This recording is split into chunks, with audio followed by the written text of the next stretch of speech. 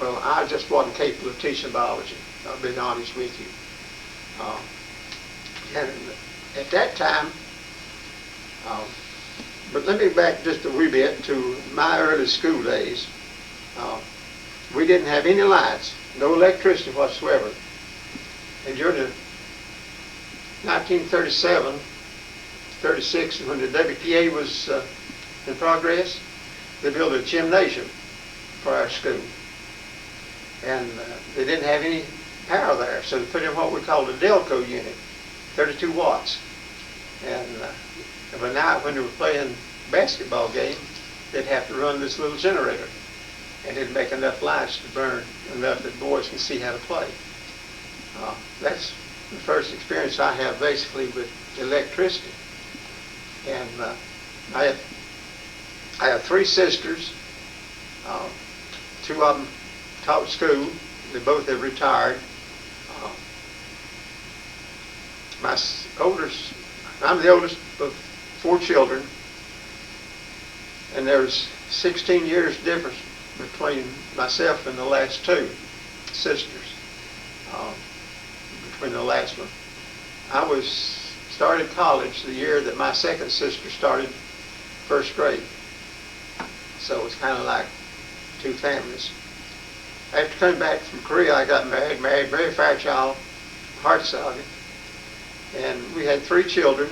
The oldest one was killed at 7 years of age on a bicycle. The other two, Kent has multiple sclerosis and is unable to work. And then Joe is 40, and Joe is part owner of Builder's Choice Cabinet Shop. And I have three granddaughters.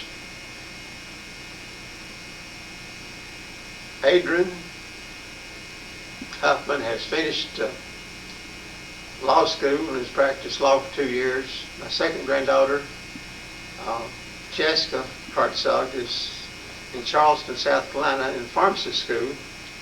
And Vanessa, the youngest, at Charlotte, UNC in Charlotte. And that's the extent of the grandchildren. And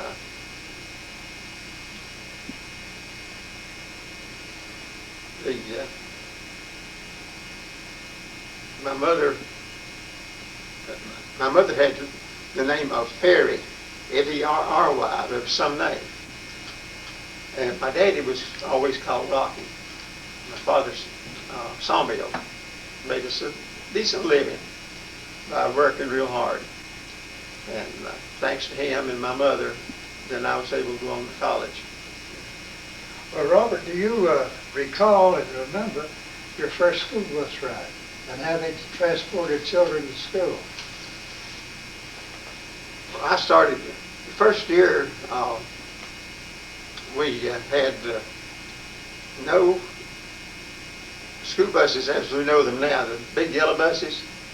And for some reason or other, my father wound up with a contract to haul the students to school. I lived 6 miles from school, and if I'd lived a little bit closer, I'd had to walk 2 miles to the local elementary school.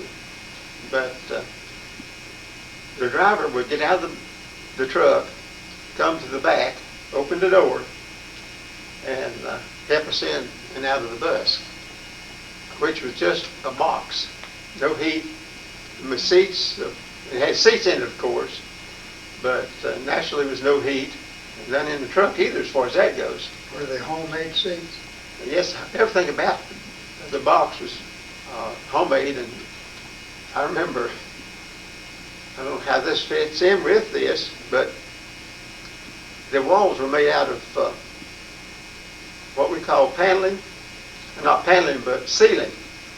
And one of my uncles got drunk and ran out of whiskey, and he had a 2/5, what we call a short half-a-gallon jug like they used to can in, and he threw that at this bus and broke a hole through the wall. So it was not very steady, was it? Well, how about your parental involvement? Did they participate in any kind of meetings like PTA and this sort of thing that brought them into school?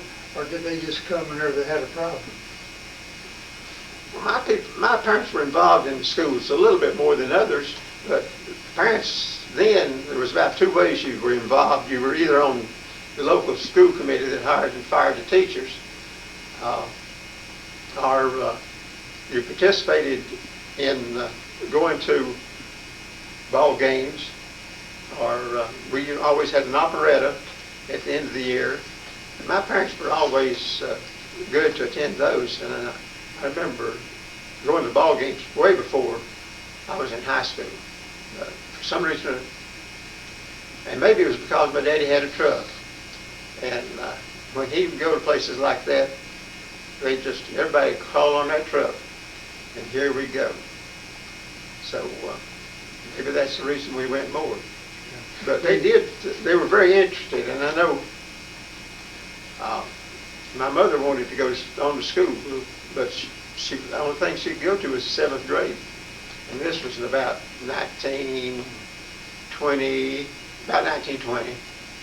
and that's all they had in the area where we lived. High schools were rolled in later. What, 6 months? School year? I honestly can't remember Mother saying the first 10 years I went to school. I guess the first 8 years I went to school probably. We had 8 months of school, and then they put in the 12th grade and the 9 months of school when I was in the 8th grade. I was in the first 12th grade class in 1947. And most of our teachers at that time, many of them had never been to college. They were certified by the superintendent or whoever the certification committee was, and they taught as long as they wanted to, as long as people would hire them. I remember my first grade teacher was you're probably Mrs. Colbert, because she came to Wilkes County and taught the first grade at, I believe it's first grade, in North Wilkesboro City Schools for years until she retired. She was Miss Ruth Greer to start with. Do you recall any restrictions that school boards may have had on employing new teachers? Even, I think you've had the same situation I did here in the county. Whenever it came time to hire the school teachers, the superintendent recommended to the local committee of 3 to 5 people this principal for the next year, and if they accepted the principles that was recommended, then the principal would recommend to the committee the teachers for the next year.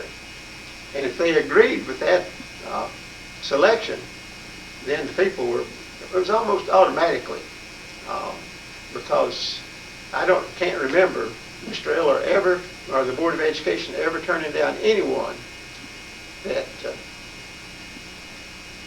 local school committee hired until, I believe it's about 1965 that the county got more involved with the hiring. I can't remember the year. Robert, since you and I started school and started working many years ago, the economic situation changes, and it's hard for us to keep up with a lot of the technologies that's taking place, with computers coming in so fast that I haven't learned everything I need to know yet. And the kids in primary grades are introduced to these programs. But do you think there are some things that we had many years ago that these kids are missing out on today, and their parents? Well, since the Board of Education isn't here listening to me, I really think so. Now, there's a lot of things that have been added today, as I understand it. We've added music, we've added art, vocational computers and things that children have to have today that we didn't have then. But we had large classroom sizes. We had large classrooms, and still the children learned to read and write, which was, they didn't need to learn. There was no computers to use then. I don't know how they did it.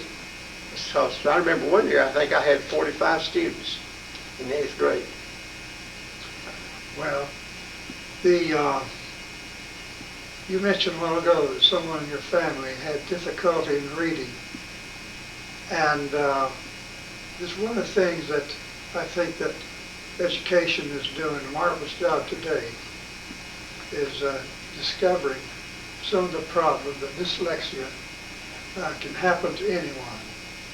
And it's not because a person is dumb or this sort of thing, but it's a problem that that we have to work with and correct and make programs for. And hopefully that children are not being say, well, that's a dummy and this sort of thing because of those problems. And we have adult programs, I'm sure, even over here at the college, that's probably working with adults that's had similar problems. And it can happen to any family. But these youngsters who may have this problem may excel exceedingly in other things. Do you recall any background like that in your school?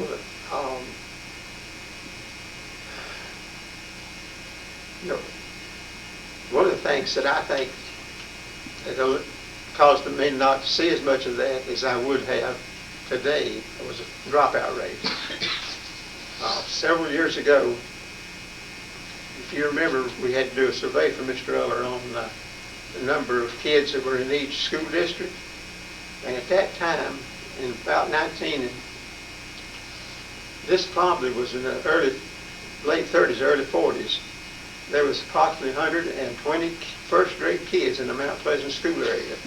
And now, there's maybe 40. I think the dropout made a lot of change, and we didn't see those. Now, this may not have happened in Wilkes County, because I understand you've had a whole lot better handle on attendance.